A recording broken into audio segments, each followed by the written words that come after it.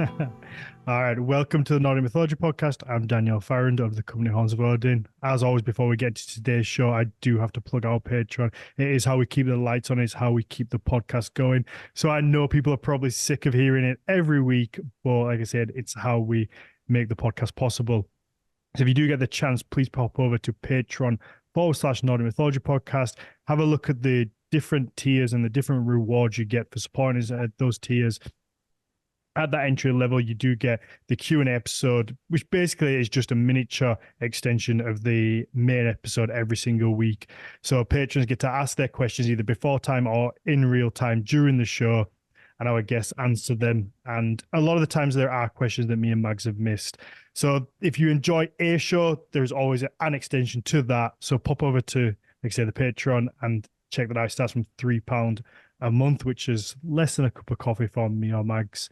And then it goes up from there and you get the story time episodes we do and a bunch of other stuff. And you get the whole back catalogs as well. So it's not just from when you join forwards. So at this point, there are years of material that you can have. And Rocco's decided to come jump on my knee and join in the little plug for the Patreon as well. He's a needy little baby today.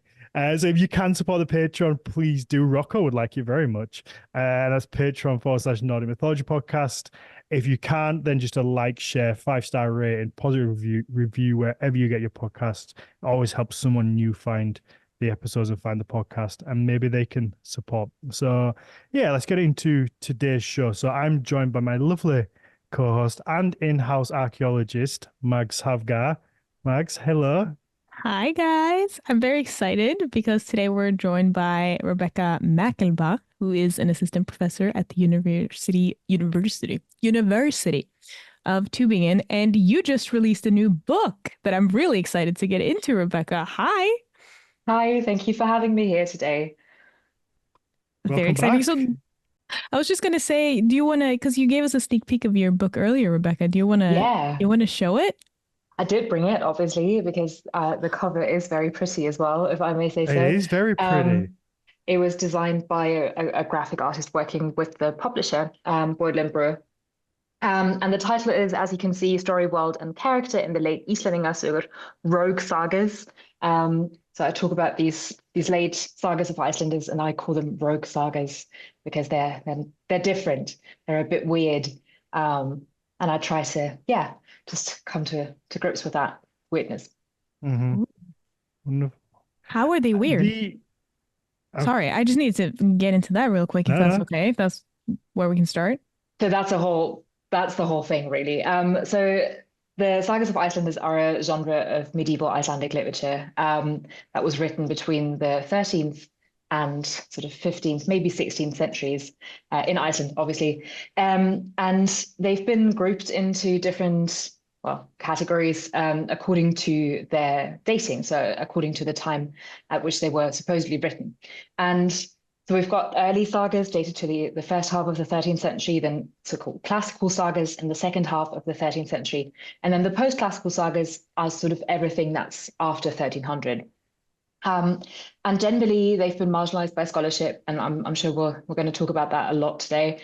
And one of the reasons for that is because they operate a little bit differently from the so-called classical sagas. Whenever I say classical and post-classical, please imagine me using quotation marks because those terms are in themselves problematic, and I try to problematize them in the book. But yeah, so always think of these words in quotes. So the classical sagas work in one way, and the post-classical sagas take that way and then twist it a little bit and make it their own. And that makes them a bit different sometimes. What classifies as a classical saga versus post-classical for dummies like me? Yeah, exactly. So the classical sagas are the ones that were supposedly written in the second half of the 13th century. So it's from like 1240s maybe until 1300 essentially, or 1299. So classical sagas are things like Njal saga, the saga of burnt Njal. Okay. That's like the most classical saga. That's the saga that has received the most scholarly attention, and that I think most popular audiences may also know if they're like into that kind of thing. Or something like Laxala saga, the saga of the people of the Lax River Valley. That's a classical saga. It's written like around 1250. Or Gisla saga, the saga of Gisli, the outlaw who who was outlawed for killing his brother-in-law and lived in outlawry for a number of years, sort of dated around sort of 1250 to 1270, I think. So those are sagas that are counted among the classical ones. And then there's a group of sagas that are supposedly post-classical, written after 1300. And that's a group of roughly 14 sagas that scholars usually agree on or count into that group. And interestingly, something like Grethe's saga, the saga of Grethe the Strong, would fall into that group of 14 sagas as well. Interesting. Is there a reason they don't just classify them all together? Like, why would they be split up, or is it? Yeah, sorry, go on. Yeah, so that's the whole sort of backstory to this conundrum of the post-classical sagas.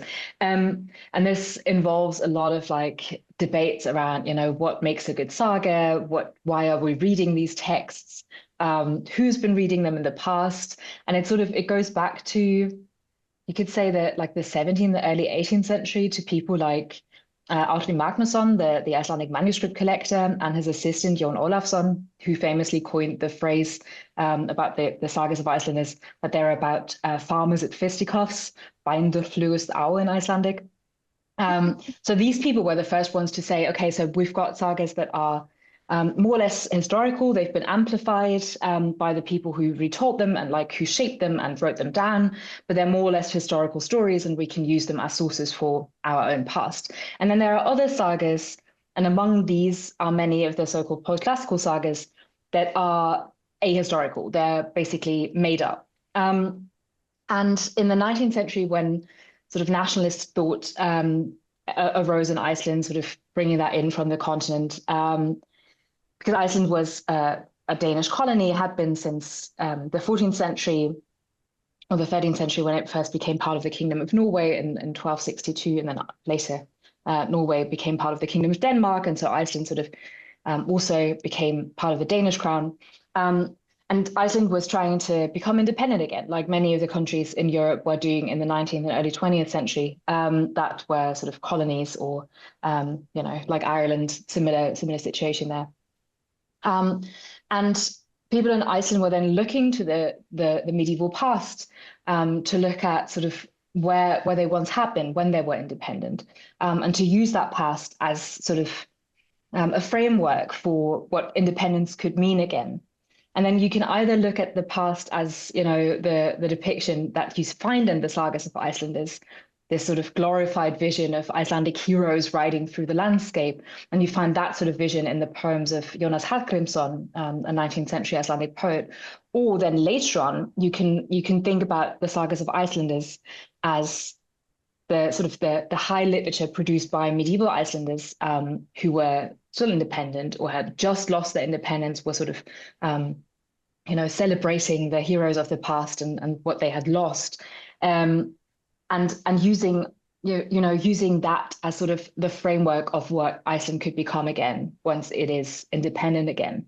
But the problem with that, obviously, is that you can only use certain sagas for that agenda, and those are the sagas that are classical, and maybe the ones that are early as well, like Egil's saga, for example, which is another one of the great saga of Egil, Skallagrímsson. And everything that was produced after the fall of independence, or like all of the loss of independence, or like with a sufficient sort of historical distance to it, wouldn't really count into that agenda anymore. Like it wasn't useful for that agenda anymore. So something like Njál's saga, that's dated to maybe 1270, 1280, you can still use that as maybe a swan song for the independent period, the Commonwealth period. But everything that was produced much later, so in the 14th century and the 15th century, that is not useful for that nationalist agenda of showing what Iceland once was and what it might become again once it is independent again. And the kind of scholarship that arose around these ideas is very focused on dating the sagas to specific periods. So this is why we've got this categorization of early and classical and post-classical, so that we've got a relative chronology to make sure that we know which sagas we can actually use for the agenda that we have. And it's very focused on, what is good saga storytelling, which is always the kind that was in fashion at the time. So, realist, again, in quotation marks. The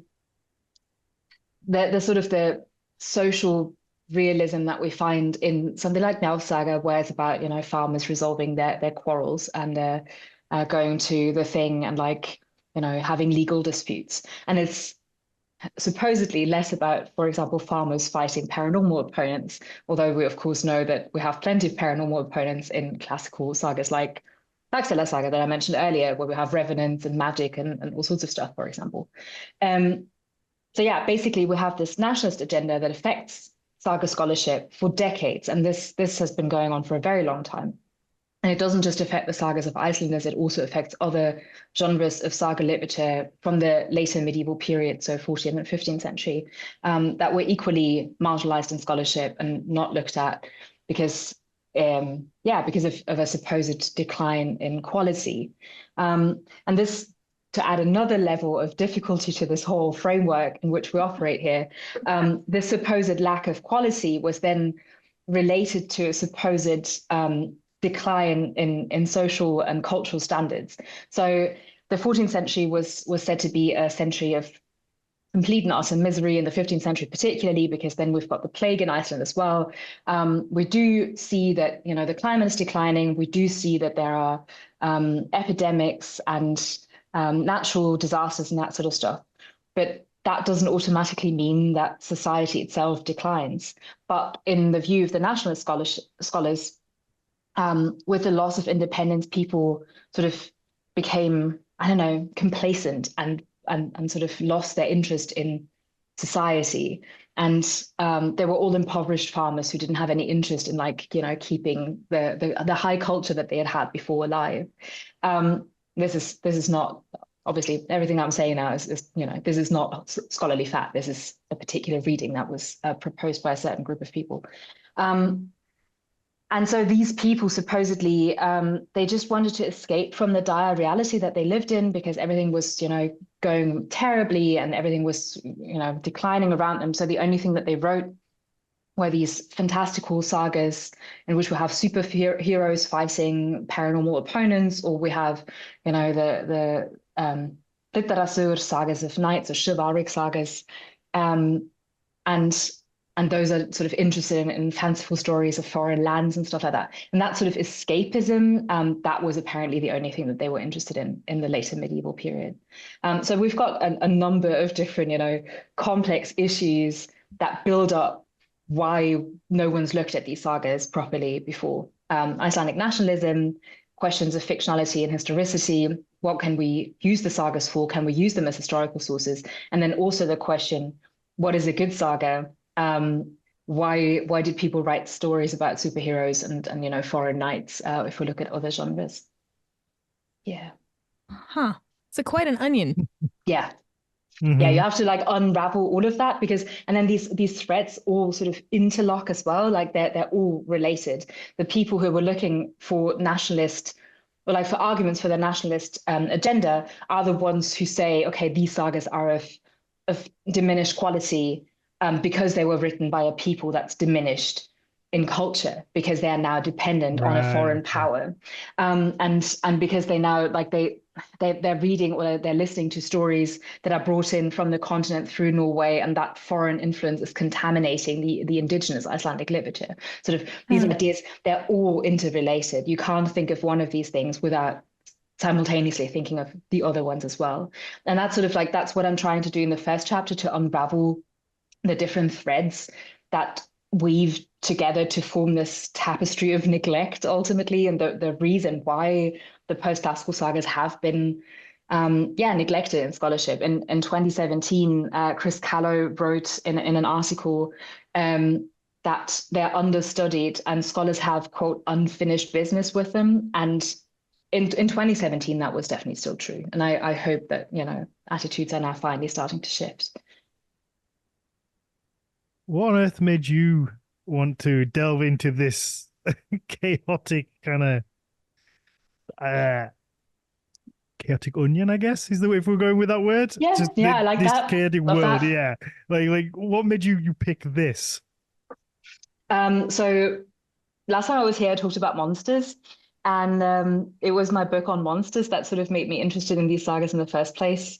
Because Okay. when I was working on my PhD thesis that eventually led to that book, I was reading some of these sagas that are counted among the post-classical. So the saga of Hörður, and the people of Holmur, for example, which is another saga about an outlaw hero, or Kjalnesinga saga, the saga of the people of Kjalarnes, which is the sort of the headland across from modern day Reykjavik. So you can see parts of the locations when you're in Reykjavik. And those are sagas that have like a lot of paranormal material, a lot of monstrous characters. And I was looking at them as part of my dissertation. And when I was doing that, I realized there's no scholarship on them. Like no one's ever written anything on them. There was like one article on Kjalnesinga saga, for example. There's very little to work with. Same with Harða saga. Things are getting better, but back in, I don't know, I started working my PhD in 2012. So back around that time, there was very little material to look at. And I was wondering why that is, that there must be a reason, because I thought these stories are super cool. They're the best combination, in my opinion, of like the sort of the social realism that we love in the sagas of Icelanders, farmers at fisticuffs, the stories about people who quarrel over the theft of a sheep and that sort of stuff. But also really cool heroic characters, sometimes really complex characters, like someone like Grethe, for example. And paranormal enemies that they have to overcome, and journeys abroad, and all sorts of stuff that is incredibly intriguing, ultimately, in my opinion, and a great combination of different literary themes. And so that was when I thought, wait, so like there is nothing on these texts. There was like one book from 2003, Martin Arnold's The Medieval Icelandic Family Saga, but where he sets out to talk about the so-called post-classical sagas, but he only really has one chapter on them in that book. Like he talks about all that nationalist background that I've outlined earlier, but he doesn't really talk about the sagas themselves that much. And I was like, no, this is no way to live. I have to look at these sagas properly. I love it. I love it. So yeah, wrote a postdoc proposal application thing, got funding, thankfully, and yay. And there I was working on those cool sagas for several years. And it turned into this book. So Yes. That's got to be like the best academic output. Woohoo! Thank you. Also got a couple of articles as well that sort of complement the book in places, with things that I couldn't fit into the book. Like I've got one from 2020 on the theme of belonging in these sagas, where I look at how different sagas sort of navigate their characters' need to belong in certain social groups. And that was something that I found really interesting, but that couldn't fit into the book. And I saw that relatively early. So I published like a sort of tangent article on that. But yeah, the book is like the main output, and I'm quite proud of it, to be honest. So good. So cool. Is it quite common that you get whole areas that just haven't been looked into? Because I don't know, as a non-scholar, I just assume that scholarly folk have looked at everything, and like somebody has picked everything at some point now to write a book on, or an article on, or really delved into. So it's quite surprising that you get this whole little area that's been seemingly overlooked. And I just wondered for both of you if that's something that comes up quite often.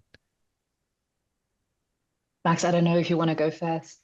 I mean, I'll just keep it short and sweet in the sense that in a surprising amount of cases, I'd say that you get situations like Rebecca's just delved into now with the sagas that are like completely overlooked, which I would very generalize, but I would probably count that to academic tradition. Like this is what people have looked at before, and therefore other people have said stuff about it. So it's easier for me to research it when other people have said stuff about it. But regardless of whether or not there is stuff, be it physical material culture or manuscripts that haven't been looked at, I'd say that you can always look at stuff anew, whether or not it's been studied before, because there's always a different angle to look at stuff through. But yeah, that was a bit kind of diverging into something different. But Rebecca, go. What's your opinion on this?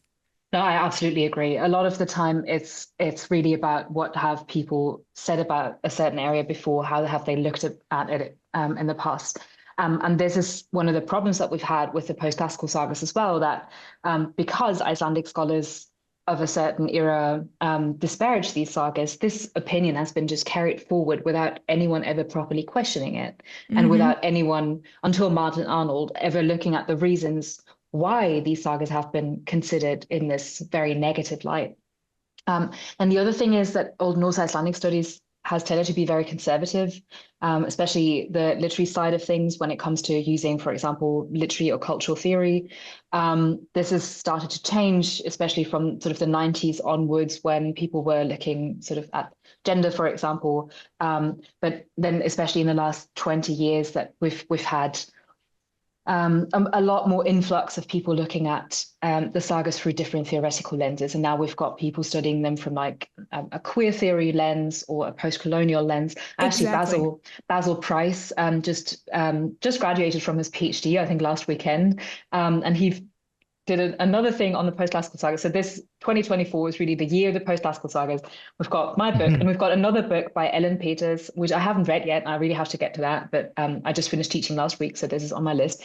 And we've got Basil's thesis, where he looks at the post-classical sagas through, a queer and post-colonial lens. So we're sort of all complementing each other, like looking at different factors that sort of shape this literature. But yeah, as scholarship evolves, as new trends come in, it's absolutely worth taking another look at sagas like Njál Saga, for example, that has been studied endlessly. But we're now in a position where we may gain new insight by reading the saga from a different perspective. There are also other genres of medieval Icelandic literature that are almost completely neglected, like Exemplar, for example, that they're weird. I've only read a bunch or heard about a bunch, but the sort of religious fairy tales in a way. Most of them have Fun. some kind of a religious message. A lot of them aren't even properly edited. So even finding editions so you can actually read the text is difficult. Let alone translated. There are some sagas of Icelanders that have never been translated into German, and my colleague Anita Zaukel and I are currently working towards a new translation of all of the sagas of Icelanders into German, because something like Kjalnesinga saga, there is no German translation of it for some reason, or like some sagas were last translated in the 1920s and 30s, and we do not want to use these translations anymore because they're ideologically shaped and influenced. Oh, yeah, Yeah, about that. yeah, Ooh. right. So yeah, I think there's a bunch of different reasons, but yeah, most of it boils down to what is traditional, how does the field operate, and then also another thing, especially in our neoliberal academy, is what do we get funding for? Projects that are risky, where you don't know what the outcome is going to be, that are difficult to define because you're trying to figure out a new theoretical approach, or you're looking at a group of texts or finds, or whatever it is, from a completely different perspective, or for the first time, they're more difficult to get funding for, which is ridiculous. Mm-hmm. But if you've got, like, you're saying, I'm going to study this one manuscript for 3 years, then you've got a clearly defined scope, and it's much easier to tell a funding body that you're going to be able to finish what you started, that the project is feasible within a certain time frame. So that as well affects what kind of projects are getting funded, and therefore what kind of research is being done, and therefore what kind of stuff is being published, No which research should is do. But objective. All research is massively impacted by yes, X amount of subjective decisions by the researcher and the people in charge of giving money to said yeah. researcher. Yeah, and all research is also influenced by its contemporary context. So again, it's no surprise that we're currently seeing more work on queer and post-colonial studies in medieval studies in general, because we're now at a cultural moment where this is possible, where people are actively, considering whether we find examples of racism in medieval culture, and we do. It's not, maybe it's not the same kind of racism as we see in like the in the colonial period, so from like the late 15th century onwards. But the mechanisms are the same, and Geraldine Heng has shown that very clearly in her 2018 monograph. So, these are things that culturally they're so important. We talked about it before we started the episode, that race has become this incredible topic politically as well, and in some ways a very dangerous and difficult context for many countries at the moment. But it's a cultural moment where this is clearly important, and so we're also finding reflexes of that in medieval texts because we're looking for them for the first time. This context always shapes what we're looking at, in the same way that it did when the Icelandic scholars in the early 20th century were looking at the sagas from a particular agenda, and in their case it was very limited. And it was limiting because it only allowed them to consider certain texts to be sort of the hallmark, the high point of Icelandic medieval culture. And hopefully we're now sort of, as Margrethe Ross said, liberating ourselves from these views of the past to become more inclusive and look at texts that we haven't studied before. I have so many questions. They've just all popped up all at once. Okay, first one. How, as a, but this is again for both of you as scholars, how do you try to write and look at things, but also remove like our own cultural times from your research, or is that even possible? Because whilst obviously you get things that are written from, the 20s and 30s, which are very problematic in one direction, we're in a different cultural time now, same with would have been like in the 60s. So everybody's writing from their perspective at the time. So how is it possible to write and leave something that in 50 years they're not going to look back on and go, well, that's kind of tainted by the times. We can look at these different things, but it's obviously going to be influenced by the cultural landscape, whether it's good or bad. Is it possible to do that, or is it always going to be in there? Do you want to start off, Rebecca? Yeah, I was just looking for a quote that I love, because I don't think it's possible, and I've got someone to back me up on this. Preben Molengrath, who was a very important scholar in the 80s and 90s, and sadly died relatively young. He wrote a thing that was, I don't know, it was when I read it first during my PhD, it opened worlds to me. And I'm always sharing this quote with my students because I think it takes a lot of pressure off the individual. And I'm giving a keynote lecture at next year's Saga conference, and I'm using that sort of as my framework as well, because I think it's so important to remind ourselves of this. And he wrote in an article on Gisla Saga, quote, "It is true of all texts that the circumstances of their interpretation influence the interpretation, the more so the further away the text is from us. The solution to this problem is not a question of either or.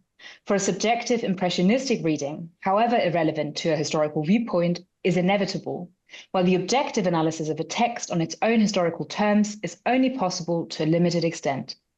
Thus, interpretations must be seen as trial approaches, so that it is the sum of these attempts, rather than any single interpretation, which comes closest to the truth."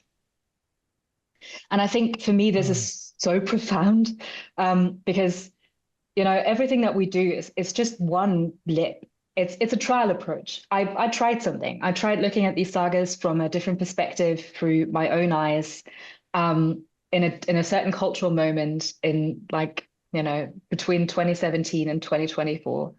And this is what I came up with. And it's one attempt. And then Basil's thesis is another attempt, and Ellen Peters' book is another attempt. And then other people are going to come to this and respond to our attempts and keep, furthering the field. And ultimately, the more of us work together, the more we're going to find, ways towards what Preben Molengrath called the truth. I don't know if there is such a thing, we're postmodern people, maybe there is no truth, but at least we're going to come to a better understanding of what medieval Icelanders wrote and produced and what it meant to them.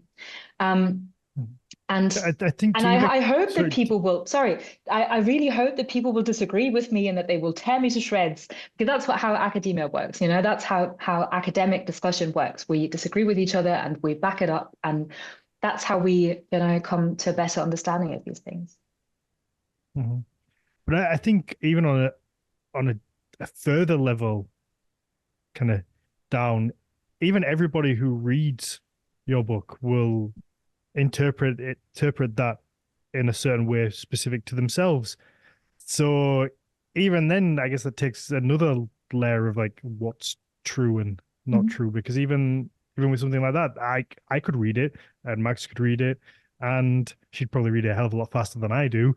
But we would get to the end eventually, and um, I maybe would take a completely different viewpoint than she does, and Yeah. that's kind of yeah. I've never really thought of it like that, and because I guess for me as somebody who has a very limited time and you know I'm not a huge reader, so like if I'm going to read the Poetic Edda, I'll read like one translation of it because that's the time I've got.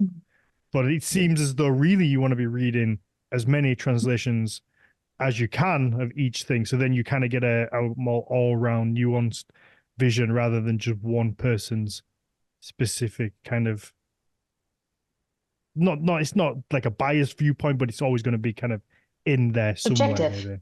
It's subjective. Yeah. Every translation, and translation is such a good example of this, because translations arise out of cultural moments as well. This is why we don't necessarily look at the translations from the 1920s and 30s in Germany anymore. And I always tell my students not to do that, even though they may be available in the library still, because they arise from a cultural moment that we don't necessarily want to perpetuate anymore. And the translations we're now producing as part of this translation project that I'm part of, they're going to be culturally specific to this cultural moment. And then hopefully in a couple of decades, people will say, maybe we need to do another translation of these texts.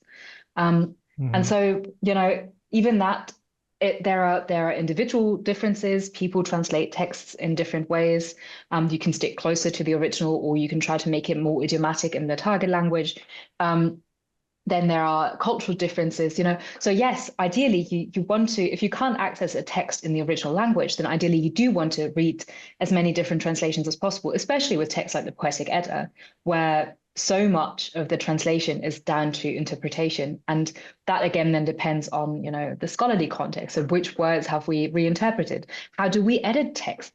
Do we want to fix medieval texts that seem, not to make so much metrical sense to us? Or do we think that medieval people probably knew what they were doing with their own poetry? These are, this has changed over time. People approach these texts differently nowadays than they did a couple of decades ago. So again, the translations will differ. So yes, reading as many as possible will give you a better idea of what it's about. Yeah, not just that, but That's also I think also in the sense that I really understand your point, Dan, that like I only have as many Same. hours in a day as I do, and I've felt that most recently just today. Um, but also just kind of this, I don't know if you'll agree with me on this, Rebecca, but I feel like sometimes when we read something, for example, if we look at like a tapestry, like the one that I have behind me, I feel like there is a larger inclination for people to be like, oh, beauty's in the eye of the beholder. It depends on who you are, what you take from it, kind of to a certain extent. But when we read something, I personally feel like there's a higher degree of, oh, well, this is what was written, period. So I also wonder if that's why, like, when I was younger, when I read books, I was like, oh, there's a foreword. What's like, why do I need a preface to this book? But now I'm like, oh, yes, I there's a hate a preface. forward. There's a preface because then I I hate know it. intentions. Because the thing is, if you only have time to read one of the translations, maybe a Yeah. preface or a foreword will give you intro to the author or the translator or someone commenting on the translator or the author going like, hey, so this is one way to do it. And things to look out for in this specific edition are these and these and these things, while this other person actually translated this line this way. So that you don't have to read all 567,000 translations. But at the same time, kind of get, I'm not I'm not saying don't read different translations. That's not what I want people to get from this. No, and I'm not saying sacrifice all the time that you have to Exactly, read but as it's like many translations of the Poetic Edda as possible, because I'm not doing that. I've also only got 24 exactly. hours in a day. So I'm wondering, Dan, you're gonna giggle now because I'm wondering, this has become a thing with me, Rebecca, that I'm wondering if it comes down to nuance, being aware of nuance, and kind of not necessarily. This is tough to put the responsibility on the individual, but I think if there's a higher tolerance for, oh, this translation or this edition isn't necessarily the be all end all, then at least people are more inclined to be open to the fact that someone's reading of a specific text is different than yours. I'm all about nuance. I mean, this is sort of what I tried to do in the book, to lend nuance to the whole. These sagas are terrible that we've read in scholarship in the past, to see, can we get away from these judgments of quality? But yes, absolutely. When it comes to translations, absolutely as well. But then there's also, when we look at medieval Icelandic literature in particular, and other medieval literatures too, obviously, but I obviously know the Icelandic context best. But the question arises, what is the text that is written? Because of so many texts, we have different versions. So, in the case of Gisla Saga, for example, the saga about the outlaw that I mentioned earlier, there are two main versions of this saga, one longer and one shorter one. And generally, translators have chosen to translate the shorter version. But the longer version gives you a completely different depiction of the main character and his motivations. And like, he becomes a much more well-rounded person in this version of the story, because he's not as quick to, judge people, and especially his sister, according to some strange dictates of honor and stuff. So he's very different. And people communicate differently, and the same sentences are said by different characters. And so it changes a lot. But yeah, like, when you have that level of variation between the same text, so it's still the same story. We can still follow, Gisli, how he, migrates to Iceland and settles there and gets married, and his brother also gets married, and their sister also gets married. And then a conflict arises within that family, that culminates in two people being killed, and Gisli's outlawed, and then he's in outlawry for 7 years, and things happen to him, and he has dreams, and in the end he dies in a heroic last stand. So the framework is still the same, but the details are subtly changed by this different telling of the story. So then, that becomes a matter of nuance as well. Which version are we actually looking at? Which story is it that we're reading? And that then obviously, is further impacted by which translation are we reading. So there's so many levels of complexity, and I do not want to turn people away from medieval Icelandic literature at all. But we do have to be aware of this, because when we think about the original audience, we may consider people who've heard the long version of Gisla Saga, and then people who've heard the short version, and them debating, what is Gisli like? What kind of characters like people who have only watched the theatrical versions of Lord of the Rings versus the people who only watched the extended edition. Yeah, exactly that. It's exactly that. People have never seen, like, the Houses of Feeling, for example, which I find pivotal in the third movie. But yeah, exactly. Oh, this is such deep nerd talk as well. I love it. So just to say, like, the book is super nerdy as well. I have, like, I cite from Tolkien, because Tolkien obviously was a scholar as well as a writer of fantasy. Why wouldn't you cite Tolkien as my input? Right. And he wrote on story worlds, and I've got an entire chapter on, like, world building and story worlds in there. And in that chapter, I have references to, like, Star Trek and Marvel. And in another chapter, I have, like, a Skyrim reference. And in the beginning, to define what I mean by rogue, I go back to, like, the what's it called? The D&D sort of basic adventurer's manual, to look at a definition of the rogue class there. The companion guide, yeah. Yes, exactly. Nice. So it's relatively nerdy for an academic publication, I would say. Yeah. I love it. But I love that, because I think that's which is make neat, it a lot that's more... the subjectivity of the whole thing. Sorry to interrupt you. Sorry. No, it's all right. I think that'll make it a lot more easily digestible by everyday people, because they'll be able to relate it to other things. Because when you're making those connections to Marvel or to whatever, to Star Wars or Star Trek, like, people are gonna go, oh, I can now kind of vision what it is and put it in this little place. I think that'll be really important because sometimes, even me, now I've done this podcast, this is what, 200 or something episode. When I read stuff, I'll still be like, what the fuck is this? Because I'm not a scholar. I've just talked to a bunch of really cool people, and I'll read it and I'll be like, I'm still really struggling to kind of grasp this. So when it gets that kind of link to something that I know, even if it is just like a fantasy thing like Marvel, it really kind of helps to clear that up. So I think that'll be a really nice part of it that'll help people, just everyday lay people, digest it. Yeah, I'm so excited to read your book now, Rebecca, on several fronts. Also, just because it's about like giving people tools for interpretation and frames of references, right? It's like giving them somewhere to start, like you said, Dan, like little coat hooks to kind of navigate them, like where they're going and what this kind of, what it could be compared to in a modern setting. That makes it way easier because the whole genre of sagas to begin with is such a massive space. I mean, I am right now being paid to, produce research, and even I'm having a hard time keeping stuff straight about like which is from where and what category and what are we talking about.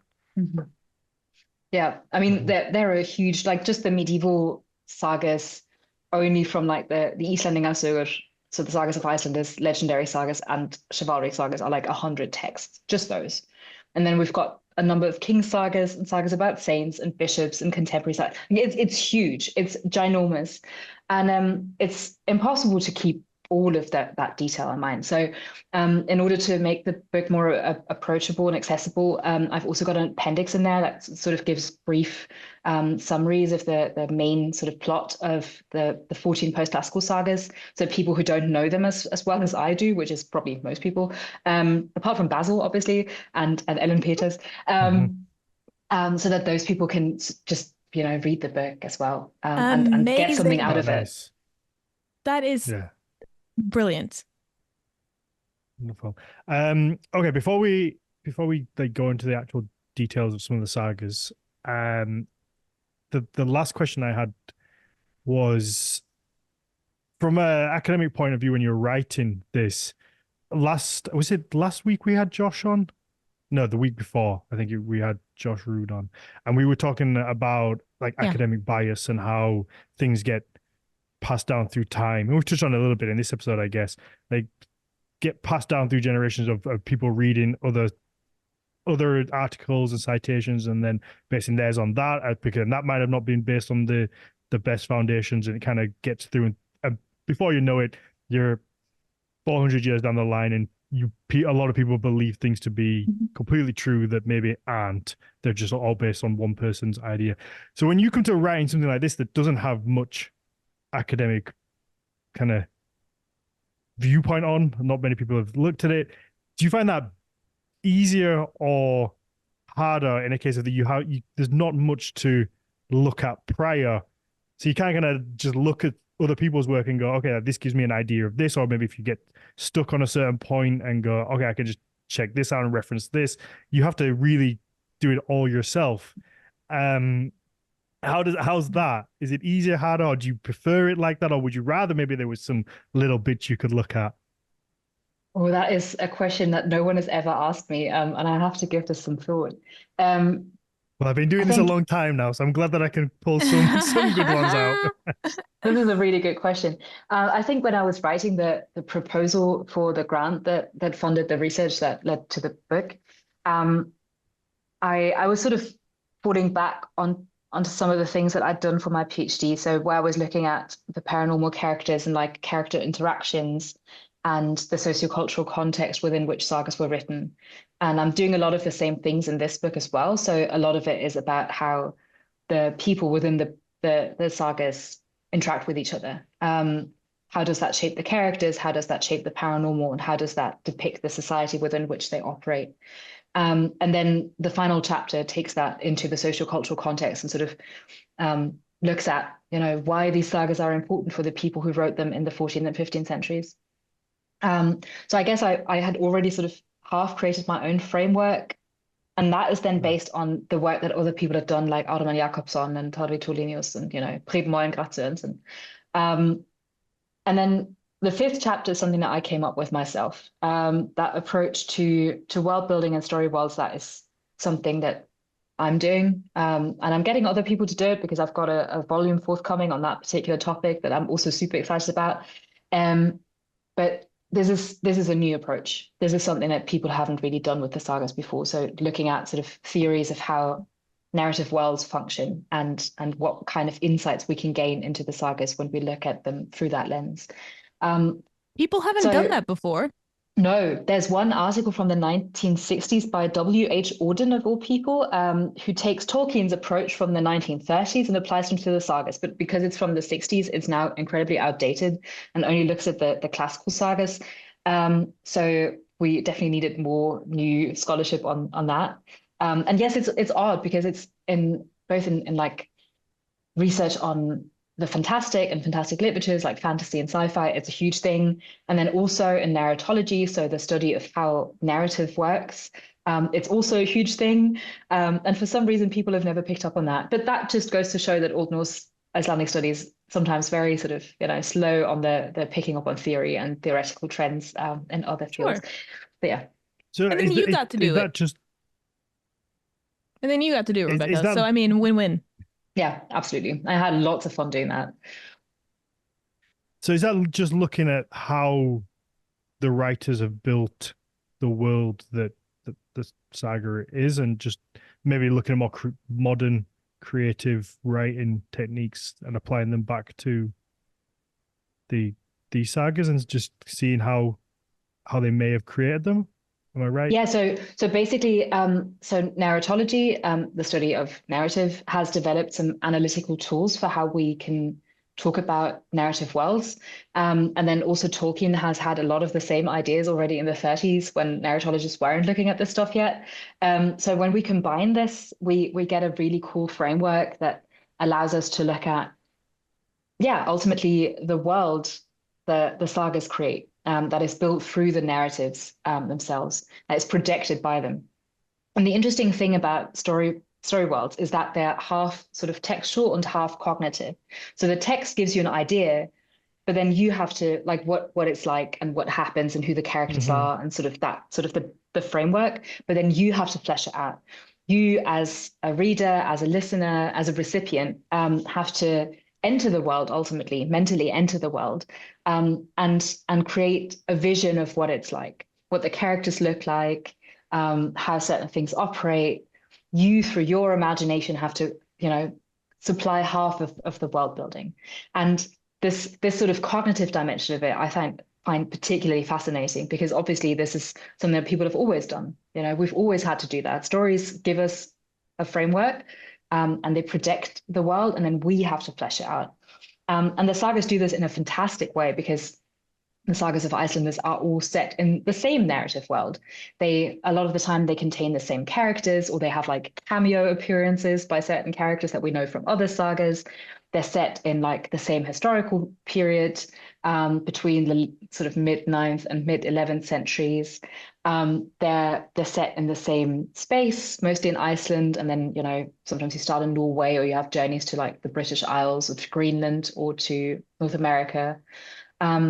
They have recognizable themes, the way things operate, the way the society works. So these are all sort of similar, and then each individual saga takes a part of this and makes it its own, and like tells one particular story within this larger sort of narrative world.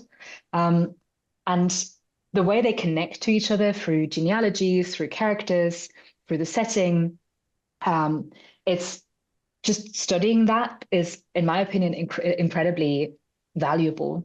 And also when we then look at the post-classical sagas and the way they respond to this pre-existing world that we already have in history and in literature through the classical Icelandingasögur, so that the sagas that came before, they take that world and they expand it. So for example, there's Bárðar Saga, the saga of Bárður, it's called Bárðar Saga Snæfellsás in Icelandic. And Snæfellsás means the deity or the guardian spirit of Snæfell, which is a mountain in Western Iceland. And this is a saga that's entirely about trolls. So usually sagas are about humans, and sometimes these humans meet paranormal creatures and have to fight them or have to interact with them in some way. But in this saga, it's the other way around. The protagonist is a troll, and he sometimes meets humans and has to deal with them. So it takes that framework that we have for, every other saga, yeah, both Saga of Icelander or Legendary Saga or Chivalric Saga, and just completely turns it on its head. And it gives us a completely different vision of the Icelandic past and the world that the sagas create, because it's told from this different perspective. And this is what these sagas do. So they shift our view of what things were and maybe what they could have been like. How was the settlement period if suddenly trolls were among the settlers? What does that tell us about that time? I've got so many questions that I keep trying to like get them in a certain order, because I think that I realized I've just fallen into a giant trap, and I'm sure a lot of people have, that, especially maybe as like a non-scholar, because people look at these sagas and they're trying to, for the most part, they're looking at them and trying to figure out what can we learn about the people that lived at the time that these were written, or maybe a little bit before. So they're trying to figure out the cultural landscape through these stories. So I guess I've always not considered them maybe as just the creative story, the fiction that they are, and I've kind of not looked at it through that lens of that they are just stories of the time. They're maybe meant to be a bit of fun, and they're just telling a story because they're there to entertain the same way that our stories are, because they've been looked at that in that angle of like, what can we learn about these people? I think I've just completely disregarded that they are just stories and they're just fun. And they're both. That's the thing. They're both intentionally told by the people in like the 13th, 14th, 15th centuries for a particular reason, to talk about their own ancestors and like, the past, looking at the past through the lens of the present. But they're also narratives, they're also stories, and they're also entertaining. So when we study the sagas, we always have to have that sort of double vision ultimately, so that we understand them both as stories where certain things happen because they're good for the story, and certain things are said because they develop the plot. But also they communicate a lot about the people who wrote them and the people who received them, who listened to them, who read them. And they do both. And that's sort of, I think that's what a lot of literature does, especially medieval literature. That's sort of, it always has this double goal to entertain, but also to teach, essentially. And the sagas are not necessarily didactic in intent, but they are certainly historical in intent. But they're also literary. So I wouldn't call them fiction. And this is, so the reason why I was doing this whole story worlds thing mainly was to get around this problematic question of fictionality, because we don't know which sagas are fictional or were intended to be fictional. We have no idea. We can look at certain contextual clues, and we definitely need a whole new project that just looks at saga fictionality through modern theory, for example, because we do have theories of fictionality that haven't really been applied to the sagas. But at this point, it's almost impossible to say, okay, this saga was meant to be read as fiction, especially with the sagas of Icelanders that are set in a historical context, in a recognizable world where some of the characters are, the ancestors of the people in the audience. So you can't just do anything with that background. But fiction ultimately works in the same way as worlds. Fiction is something that is, or like fictional intent is communicated by a text, and the audience has to understand it. So again, we have this two-sided, this dialogue between text and audience. And the same thing happens with world building as well, as I was saying earlier. So for me, looking at story worlds is a way of getting around this whole question of fictionality, to shift it to something that we can actually look at, because we can look at the narratives and we can study the world that they build. And then we can say something about that world and its consistency and what it may have meant to the people who shaped the text. What they might have found interesting and entertaining and significant. Whereas it's much harder to say anything about the fictionality of the sagas. the question that came up, and I don't know whether you'll be able to answer this or not. Do we ever see anybody writing into the future? I don't know, because obviously we write so many stories of like, you in the year 2090 or the year 3050. Do we ever see any of that? Is that a thing? Because you said obviously they're writing in the past and bringing in their ancestors. Where is that ever come across in like the medieval texts, or is it like just a purely modern idea, if you even know? So in Crokarev saga, which is one of the post-classical sagas, the saga of Wily River, and River means fox. So he's like one of those sort of, wily vulpines that we maybe find in other stories as well. He's a trickster as well, so a very interesting character. But his uncle says to him that he should have a saga written about his adventures because lots of people won't find it interesting. And that's maybe the most sort of self-referential hint of that sort that we find in the Icelandingasögur.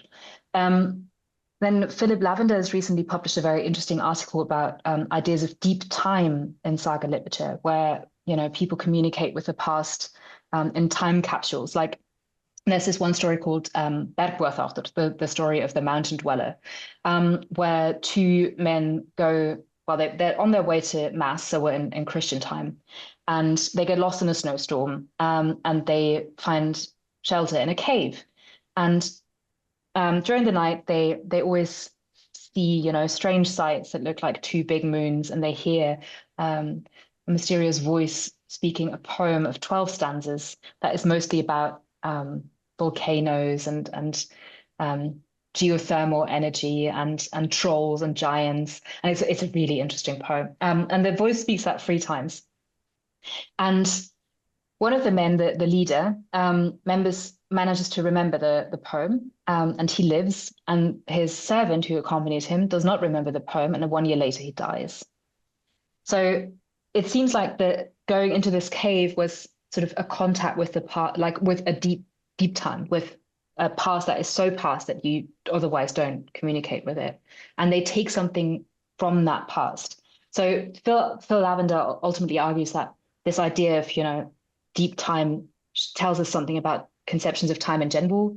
And then maybe the next step is then to look for conceptions about a far future. So is there Viking sci-fi? I don't know yet.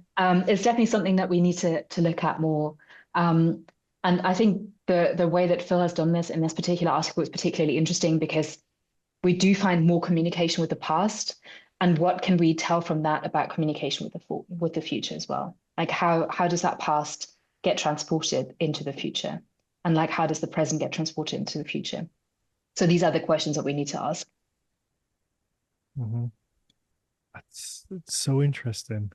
Yeah, that is so cool. Just because from the little experience that I have reading sagas, it seems like time was a thing that they dealt with fairly like in different ways than we might expect, but time was a thing that they were aware of, that they dealt with absolutely. regularly. Yeah. And I mean, the sagas are all in a way set in a version of historical time. Even the legendary sagas where Carl Feldstedt has argued that it's a qualitatively different time. It's not just before the settlement of Iceland, so in the distant past, but it's also qualitatively different in that different things can happen. He calls it adventure time. But still, in some of these sagas, you do find an idea of historical progression and historical characters enter these sagas. Or you have, like, there's one legendary saga that has a sequel, which is a post-classical saga of Icelanders. So we have these connections across genres and, worlds ultimately. So the world, the narrative world that they build is the same because they sort of are set within the same universe, like, Marvel movies or, Star Wars and all that kind of stuff. So it operates in a very similar way. But there is clearly an awareness of time, even though sometimes narrative time can get a bit vague in the saga. So do not ever try to figure out the chronology of a particular saga, especially a saga of Icelanders, because it will drive you mad. Like sometimes things are mentioned, sometimes it's said, the next spring or the next autumn, but then sometimes it just says some time passed and everything was quiet. and you don't know how much time. And then there's a saga like Örvarot saga, which is one of the legendary sagas. Otter lives for 300 years, but you have no idea when these 300 years pass. And clearly they do. They absolutely do. But he spends a large portion of his life in a forest living as barkman. So he sort of clothes himself in tree bark and becomes barkman. And we don't know how much time It just passes seems while like he's a in that Simpsons forest. character, doesn't it? It does, doesn't it? Yeah, it's really Just weird. yeah. They're I love the sagas. They're so batshit crazy in They are. places. Oh, but I would love a Viking Star Wars if that ever existed. If we found that someone had just wrote about, because I'm obsessed with this idea that, and I was talking to Mags about it last week, that they must have looked upwards and like taken some fascination into the sky into space. But in the whole time I've done this podcast, it's never really come up about how people in the Viking Age perceived space. And there must be somebody who specializes in this, and I don't know who it is, but I really want to find them because somebody Well, must have looked at it because it, we say, we look at it through today's lens where there's a lot of light pollution, but back then that didn't exist. So the night sky must have been such a powerful image, and it must have played a part in the sagas and ran throughout stories. But I'd love to figure that out. Sorry, Max, what were you going to say? no, I was just gonna say that like I also think that's really interesting from like the uh everything is subjective and a product of its time from the point of research type thing because I didn't actually think about this the last time we spoke about this, but right now when you said they must have had some idea about space, it hit me that, well, to us the sky is space because Well, yeah, that's we've true. had research Mm-hmm. showing us that we live on a planet in a solar system, which Mm-hmm. is part of the Milky Way, you know? But so we have a different frame of reference for what we look at when we look at the sky. But I'm totally on board with the fact that the sky must have meant different things and they must have had ideas about it. But I think the conceptual space about space is probably, I don't know if the concept of planets, like, why would that be a thing? But at the same time, I don't want to be like, what's it called? I don't want to like, I want to give them the benefit of the doubt, but our concept of space is based on so much kind of input from a whole different arena of knowledge. Yeah. Yeah, but didn't Ptolemy talk about like He was not the famously heliocentric, not in Scandinavia, though. no, but And there wasn't a lot I of like reception of Greek scholarship in the Middle Ages. That came sort of mostly later. but didn't that But the you have a geocentric point. method that was his, wasn't it? But didn't that Yeah, like surely that could have maybe, but also like yeah, I guess he wasn't in Scandinavia, but it was but it was earlier. But surely there must have been some deep thinkers within no, yeah, there Scandinavia who were. lay down Yeah, on a night and looked up. yeah. Like, do we have like philosophers Yes, we when it do. comes to Not and so philosophers there must be necessarily, somebody who but there were people. So there was this one guy who was called Stjörnu Oddi, Star Oddi, who wrote a treatise on the position of the sun relative to the land across the year and like on like stellar constellations and stuff. He lived in the 12th century, and interestingly enough, we have a very very cool story about him, which is called Star Oddi's Dream, in which it is said that he travels to another farm and he sleeps there, and during the night he has a dream in which someone tells basically a legendary saga about a legendary king and monsters and stuff. And then at some point during the night he wakes up and he goes outside and looks at the stars as sort of he used to do, because that was what people knew about him, that he was basically like a lay astronomer of an early variety. And then he goes back inside and lies down again, and he continues his dream, and suddenly he's one of the characters in the legendary saga. Um, fun. It is a fantastic story. It is one of my absolute favorite stories. I wrote an article about it, which appeared in 2022. So about world building and like dream worlds and the way sort of the different narrative layers operate. It's so great. But yes, there were people who were interested in looking at the stars. But interestingly, so talking about the sagas as narratives, the stars have no narrative function in the sagas, and weather generally mostly appears when it serves a plot function as well. So, for example, in Gisla Saga, we hear that it's snowing heavily on the night that Gisli goes out to kill Thorgrimur, because that will become relevant to the story, because the snow is falling so heavily that it will cover Gisli's tracks. But otherwise we don't necessarily get a lot of that kind of information because the sagas are very focused on, only mentioning the things that are ultimately relevant to the plot. Sometimes they give you a little bit of exposition, but not a lot in comparison to modern stories. So we don't get in sagas like the kind of Tolkien-esque 3-page descriptions of a tree, because that would just not have been interesting. It's because very it wouldn't plot heavy. Exactly, yeah.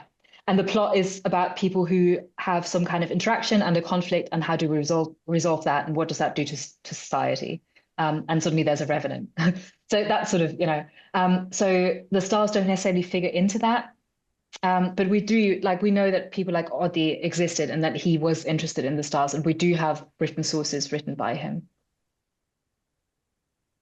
I mean, yeah, I think you're right. Then we have to dig into this and see if we can find something about There has to be something somewhere. Somebody, but then again, maybe not.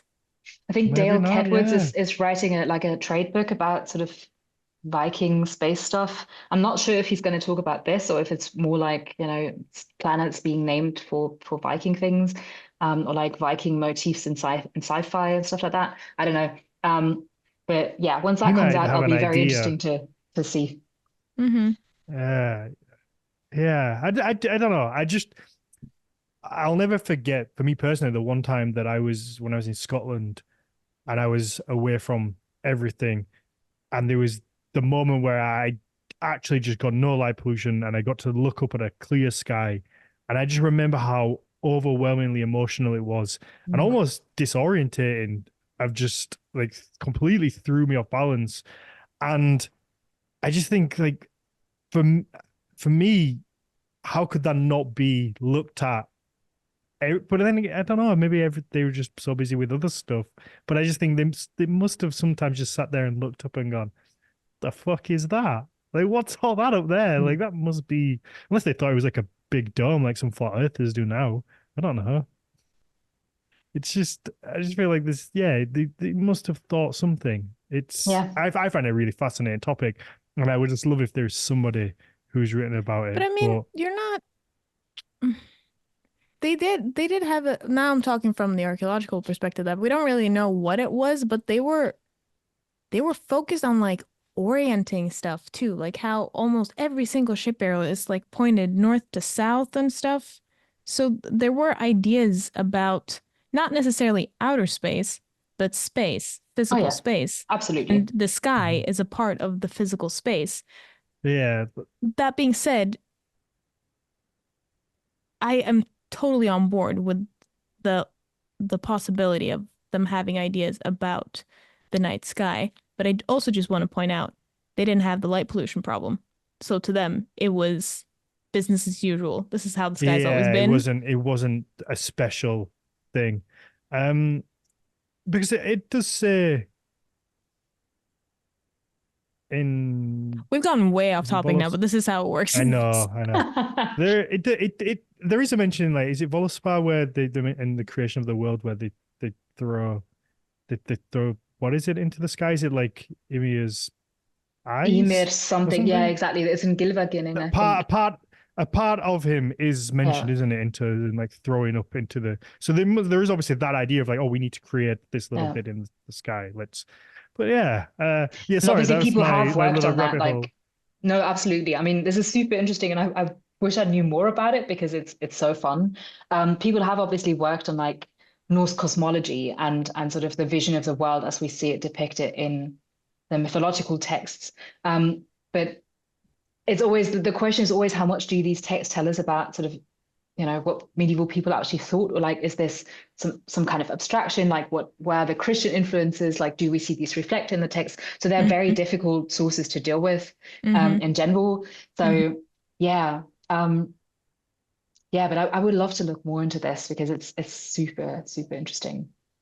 It is super If interesting. anybody knows, The only thing that I'm thinking about that might kind of maybe it might, but it also might absolutely not explain the whole like, but the sky though thing is that from my own personal experience, what we know about like how they dealt with just the physical landscape and stuff is that there seemed to have been, now I'm talking about like actually trying to interpret the period because my knowledge isn't that great on the sagas, but then again, the research that I am going to be basing this answer off of, if I ever get to it, is also based off of interpretations of literary sources. Anyway, disclaimer done. The society seems to have been very clearly kind of structured by borders and what was termed like deemed safe and what was deemed unsafe. And it wouldn't surprise me. I have no evidence to go off of here, but it wouldn't surprise me if maybe the night sky was an area that was deemed kind of dangerous. Like, we don't know what that's about. We don't know if we should get into it. And maybe that's why it doesn't come up much, because it's an unsafe zone. I don't know. Maybe. But then other unsafe things obviously come up a lot in the literature. Yeah, like exactly. That's why I said it might answer it, but then again, it might absolutely not. So yeah, no.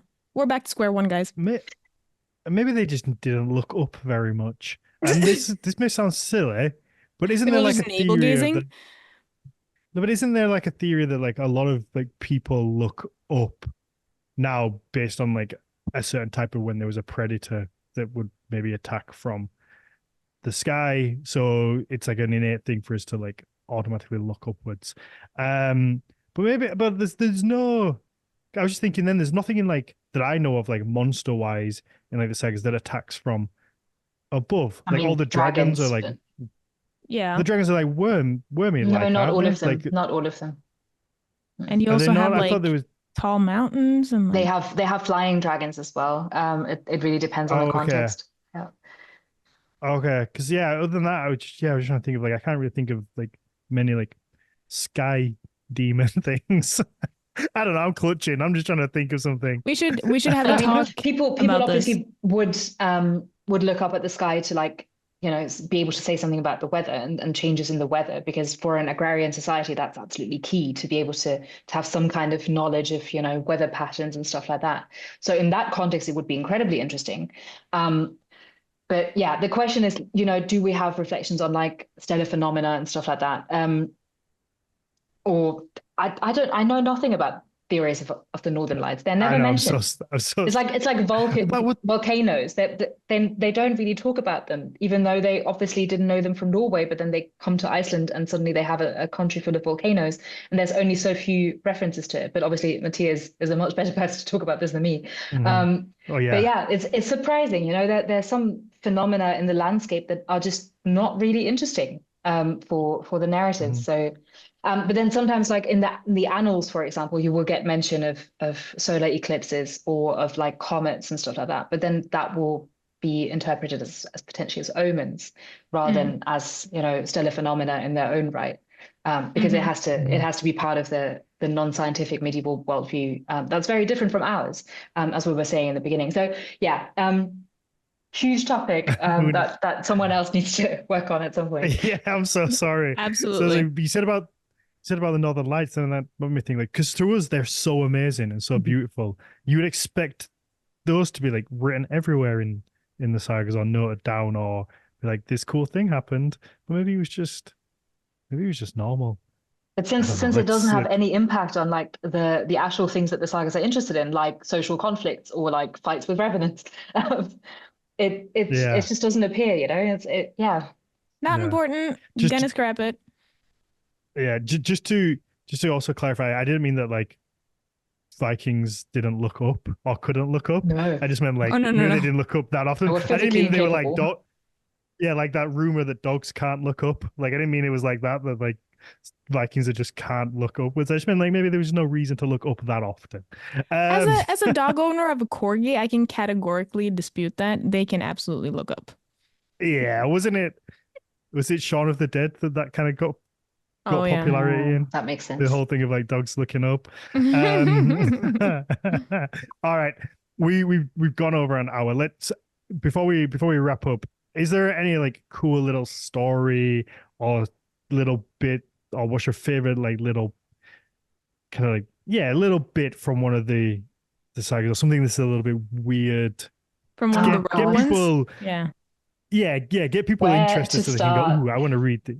Yeah. I mean, where there's so much. Like, is it hit us with a when few. Boy in Kjærnesninger Saga, like he has to he burned a pagan temple because he's basically an atheist. He's not a Christian. He's basically an atheist.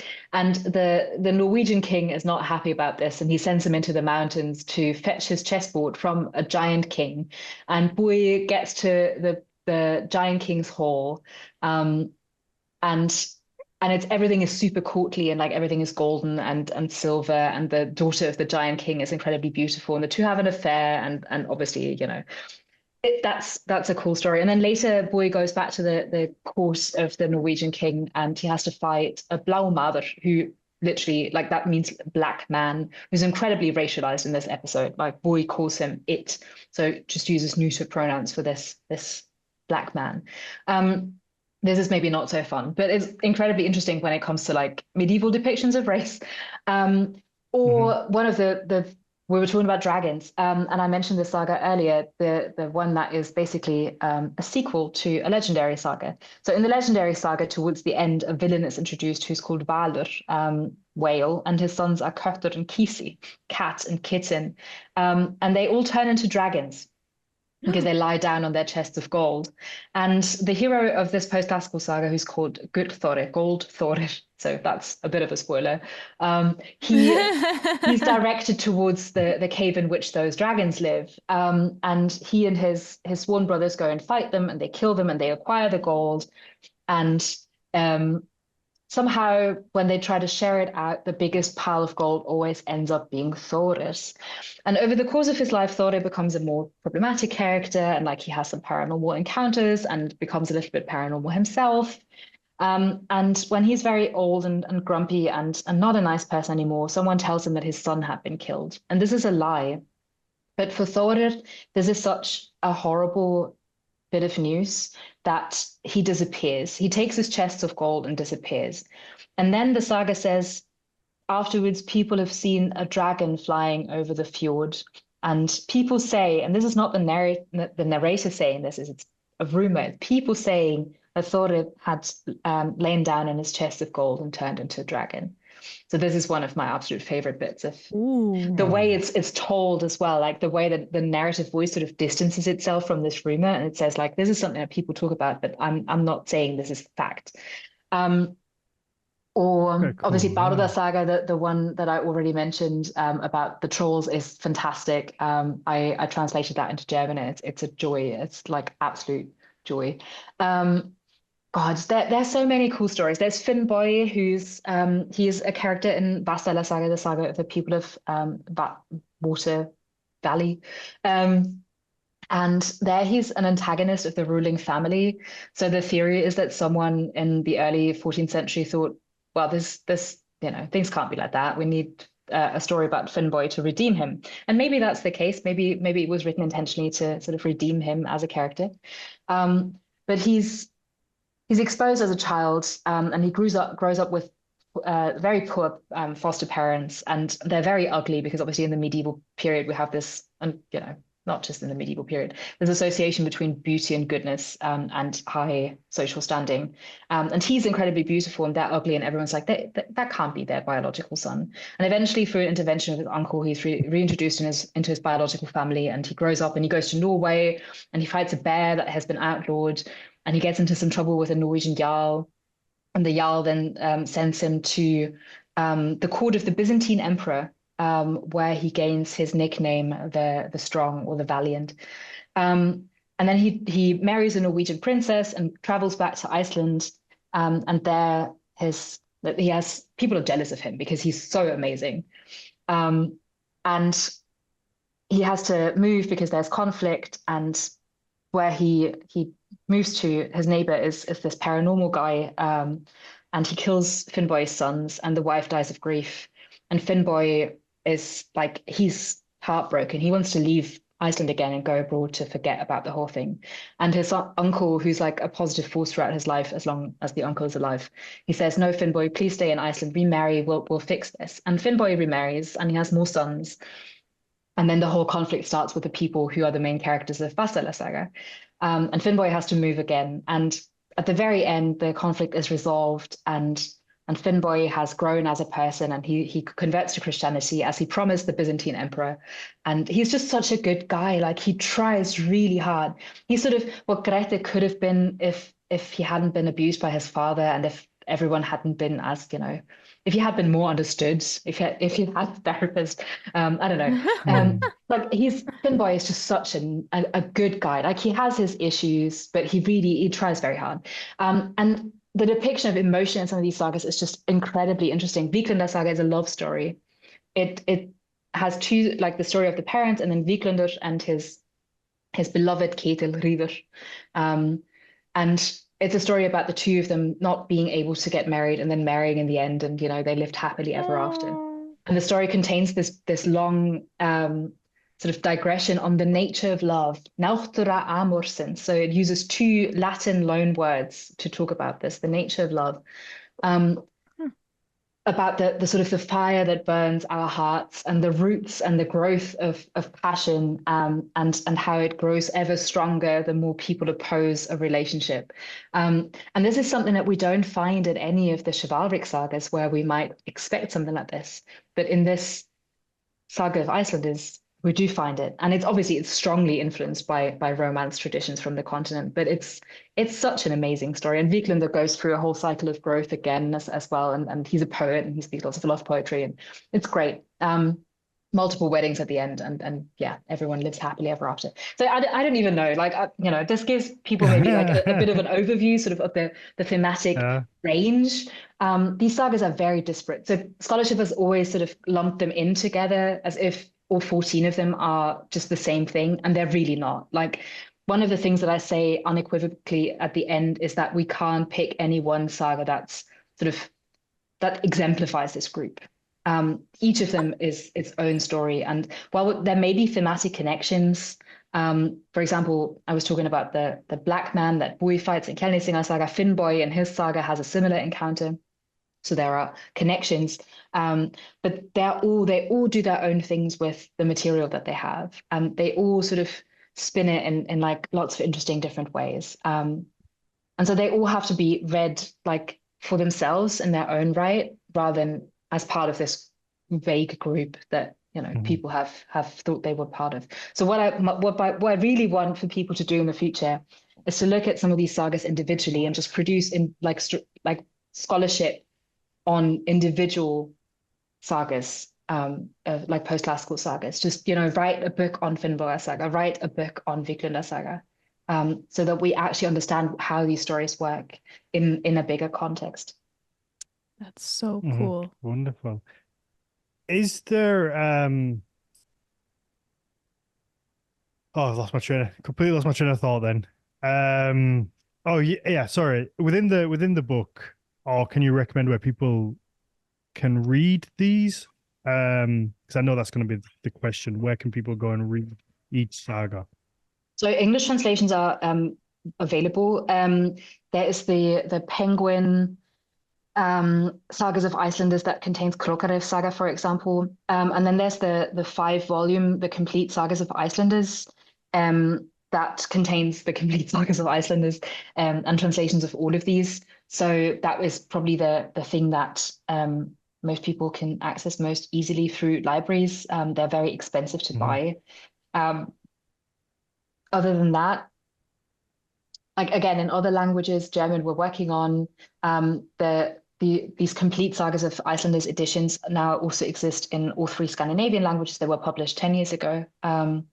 So if you're Danish or Swedish or Norwegian want to read in your own language, then there are translations in all of those. Woohoo! But yeah, they have been translated. Well, perfect.